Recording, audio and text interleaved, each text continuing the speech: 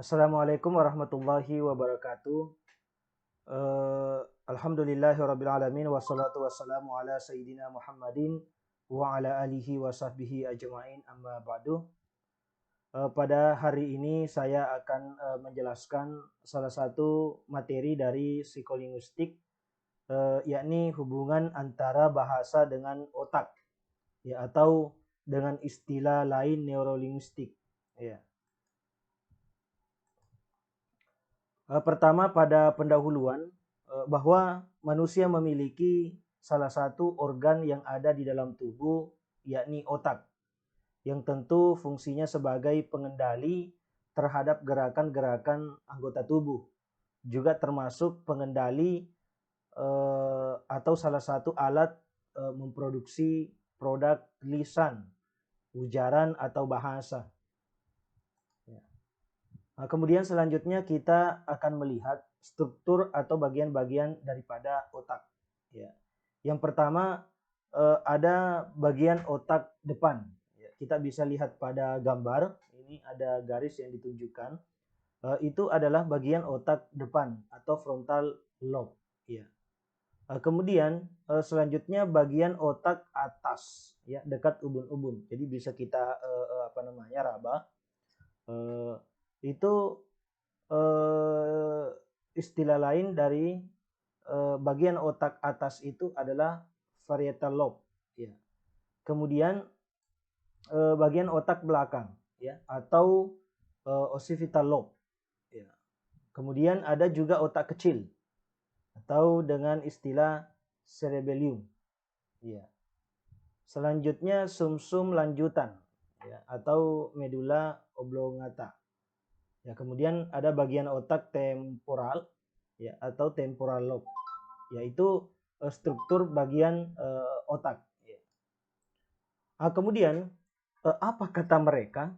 Ya, kata para ahli di sini ada dua yang kami kami cantumkan. Yang pertama ada Flaherty, ya, tahun 2004, ya, mengatakan bahwa bagian tubuh sebelah kanan diproses di belahan otak sebelah kiri. Ya. Sedangkan bagian tubuh sebelah kiri diproses di belahan otak sebelah kanan. Nah, jadi bagian tubuh kita yang sebelah kanan ini diproses di belahan otak sebelah kiri. Ya, sedangkan bagian tubuh sebelah kiri diproses di belahan otak sebelah kanan. Nah, itu menurut pendapat Flaherty tahun 2004. Kemudian yang kedua adalah Yule pada tahun 2015 mengatakan bahwa sinyal dari telinga kiri diproses otak sebelah kanan. Ya, selanjutnya kita akan melihat pada page selanjutnya. Nah, Yule mengungkapkan teori keuntungan telinga kanan. Kenapa keuntungan telinga kanan? Kita akan lihat poin di bawah ini, bahwa sinyal bahasa yang diterima telinga kiri, ya, dikirim ke belahan otak kanan, kemudian dikirim ke otak kiri, ya, atau indirect route, ya, atau rute tidak langsung. Nah, kemudian ini sinyal bahasa yang diterima oleh telinga kanan langsung dikirim ke belahan otak kiri atau direct route, ya, atau rute langsung. Nah, jadi ini kalau sinyal yang diterima oleh telinga kanan itu langsung, ya, atau istilahnya jalan tol. Ya, sementara sinyal yang diterima oleh telinga kiri itu transit dulu ke otak kanan, baru dikirim ke otak kiri lagi. Ya, seperti itu. Nah, kita akan lihat gambar pada halaman selanjutnya, ya, seperti ini. Jadi ini adalah telinga kiri, ini adalah telinga kanan. Ya, ketika ada sinyal, ya, atau ada bahasa yang kita dengarkan, maka masuk telinga kiri, kemudian dikirim ke otak kanan. Dari otak kanan dikirim ke otak kiri. Jadi transit di otak kanan. Ya, sementara sesuatu yang kita dengarkan dari telinga kanan Nah, ini akan langsung ditransfer ke telinga kiri. Jadi tidak ada transit lagi. Ya, seperti itu. Ya. Kemudian selanjutnya otak kanan bertanggung jawab mengolah bunyi non bahasa atau non linguistik. Ya. Seperti musik, ya. Dalam artian di sini adalah musik yang tanpa nyanyian, ya, seperti itu. Nah, kemudian suara bising, ya, yang tidak mempunyai makna. Lalu lintas, ya, bunyi klakson, ya, kemudian batuk, ya, atau nyanyian burung, ya, atau suara hewan, ya, ayam berkokok, sapi, kuda meringkik dan lain sebagainya. Ya, kemudian otak kiri bertanggung jawab mengolah bunyi bahasa atau linguistik. Ya, jadi bunyi yang mempunyai makna, ya, atau linguistik, ya, atau bahasa. Ya, seperti itu. Nah, kemudian tidak semua bahasa diproses di otak sebelah kiri. Ya, ternyata semua bahasa itu tidak diproses di otak sebelah kiri. Kita lihat. Otak kiri pusat bahasa, tetapi tidak semua hal diproses di otak kiri. Pemrosesan analitik bahasa, bunyi, kata, structure, kemudian frasa, dan sejenisnya itu diolah di otak kiri. Ya, sementara pemrosesan holistik bahasa, narasi, deskripsi, argumentasi, dan sejenisnya itu diolah di otak sebelah kanan. Ya, jadi kita sudah bisa melihat bahwa tidak semua bahasa diproses di otak sebelah kiri, namun juga ada yang diproses di otak sebelah kanan, ya, termasuk narasi, deskripsi, argumentasi, dan sejenisnya. Ya. Nah, kemudian kita akan melihat wilayah-wilayah bahasa pada otak.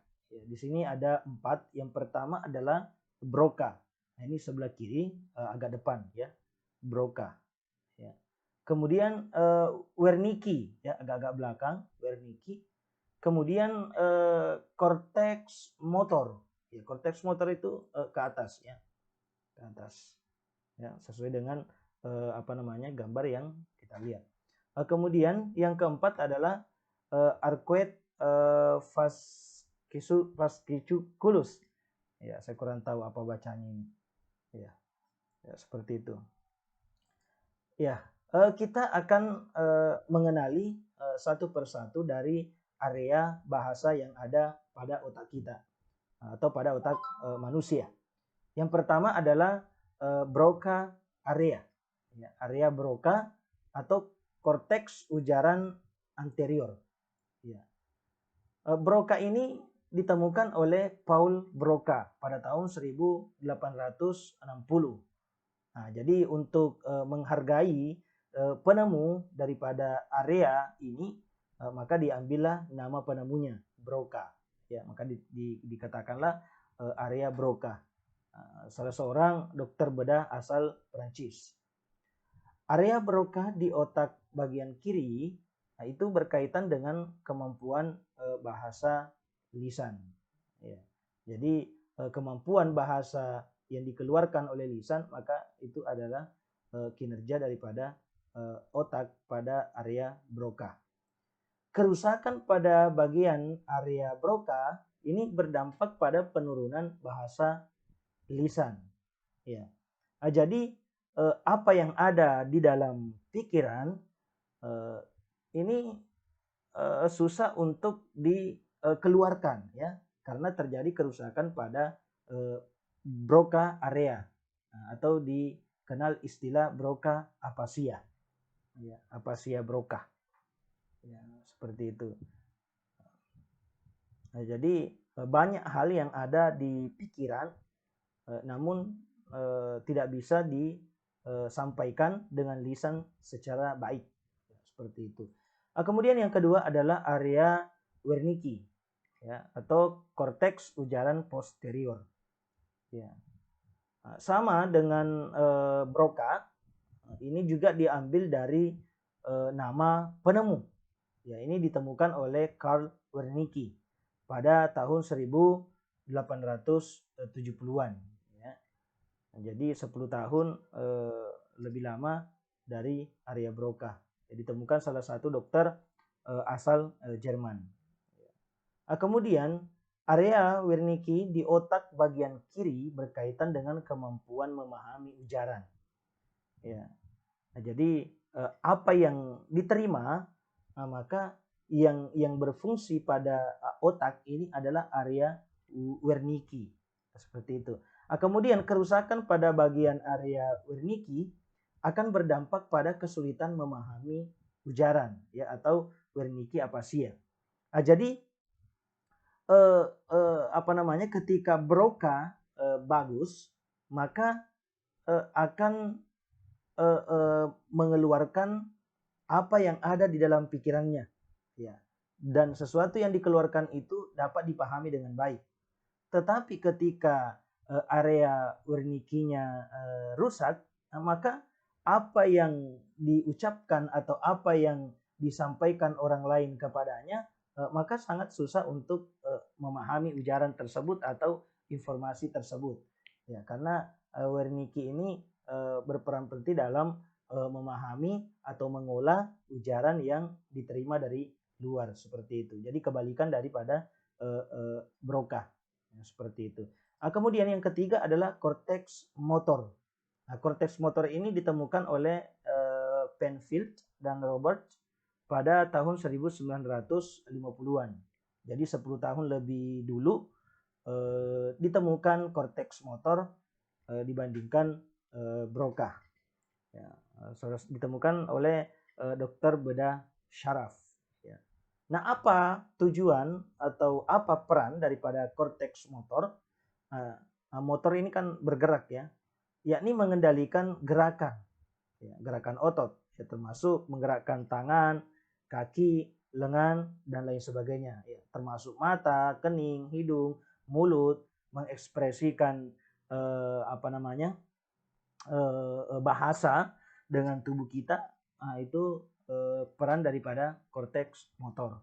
Kemudian korteks motor ini berdekatan dengan area Broca, ya adalah Nah, ini korteks motor gerakan wajah, raha, lidah dan laring, ya, seperti itu. Kemudian selanjutnya yang keempat, arcuate fasciculus, ya. Ya, ditemukan oleh Karl Wernicke. Nah, jadi ini juga penemu daripada Wernicke area, yang juga penemu arcuate fasciculus, ya. Nah, arcuate ini penghubung area Wernicke dan Broca. Nah, kita lihat gambarnya tadi. Nah, ini dia. Ini adalah garis-garis penghubung ya antara Wernicke dengan Broca. Jadi ini mempunyai koordinasi informasi yang akan didapatkan oleh Wernicke, kemudian selanjutnya akan ditransfer ke Broca dan Broca akan memproduksi atau mengulangi bahasa yang telah didapatkan, ya seperti itu. Ya, kita kembali pada penjelasan ini. Koordinator hubungan kemampuan pemahaman dan ujaran. Kerusakan pada bagian arcuate fasciculus dapat menyebabkan menurunnya koordinasi, pemahaman dan pengucapan, kesulitan melakukan pengulangan atau conduction apasia. Nah, jadi bisa saja apa yang didengarkan itu terjadi kontradiksi dengan apa yang diucapkan, seperti itu, karena ini ada miskomunikasi atau miskoordinasi antara Broca area dan Wernicke area. Nah, seperti itu. Nah, jadi mudah-mudahan bisa dipahami. Kemudian area pemrosesan bahasa. Ya. Kata didengar dan dipahami melalui telinga. Ya. Jadi saya ulangi, kata didengar dan dipahami melalui telinga. Kemudian dikirim ke area Wernicke. Selanjutnya ditransfer melalui arcuate fasciculus ke area Broca. Nah, jadi ini rutenya. ya, untuk memproduksi bahasa atau ujaran. Sinyal juga dikirim ke korteks motor untuk menunjukkan gerakan tubuh, tangan, dan mimik wajah. Nah, jadi ketika kita mengungkapkan rasa sedih, kemudian akan mengirimkan sinyal ke korteks motor sehingga meneteskan air mata atau mata berlinang, kemudian apa namanya mimik wajah yang menunjukkan kesedihan, itu adalah bagian daripada peran korteks motor yang dikirim oleh apa namanya melalui arcuate fasciculus ke area Broca, selanjutnya dikirim juga ke korteks motor. Ya, saya kira seperti itu. Jadi apa namanya itulah sedikit tentang penjelasan hubungan antar bahasa dan otak. Ya. Mudah-mudahan bermanfaat. Sekian dan terima kasih. Wabillahi taufiq wa sa'adah. Assalamualaikum warahmatullahi wabarakatuh.